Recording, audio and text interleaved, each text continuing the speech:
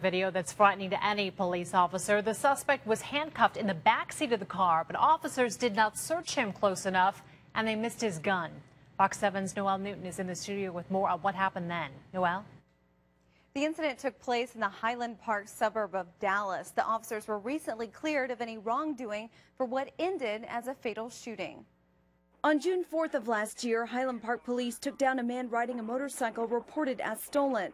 A driver gets video of the officer searching the suspect. He's identified as 32-year-old David Hartman, a convicted felon. The dash camera video picks back up with an officer loading Hartman into a police SUV.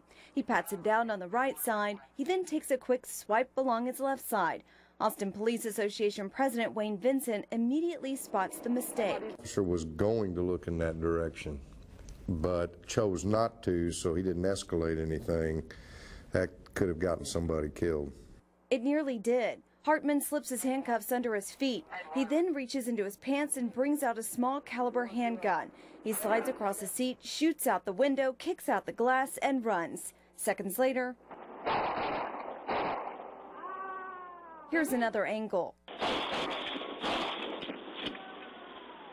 Hartman died from his injuries. Vincent fears a similar scenario might happen in Austin. There's a difference between a pat down and a search. If we're patting down just to make sure you don't have weapons, it's an outside search for hard objects or objects that might hurt us. A search is what happens when you make the arrest. When the handcuffs go on, you search before you put in the car. Too many times it happens here in Austin. Our officers are just in a hurry to put the person behind in the back seat, not hurt them, not fight with them anymore because we get in trouble for using excessive force, and sometimes those searches aren't conducted. Vincent says he's made mistakes. I have missed a pocket knife. I have missed things that could have hurt me if the person wanted to try to do that. So we all make mistakes. So sometimes you go home and you think about how stupid you were, but that just makes you better. He says every officer can learn from this video. That's just another stark reminder that we, as police officers, cannot let our guard down, no matter who we think we're talking to or who we're dealing with.